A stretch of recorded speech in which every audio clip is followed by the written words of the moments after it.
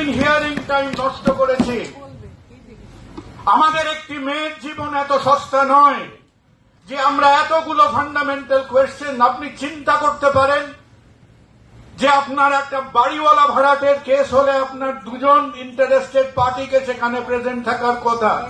As intelligent people, answer yourself this question: how can this hearing take place without the presence of the police?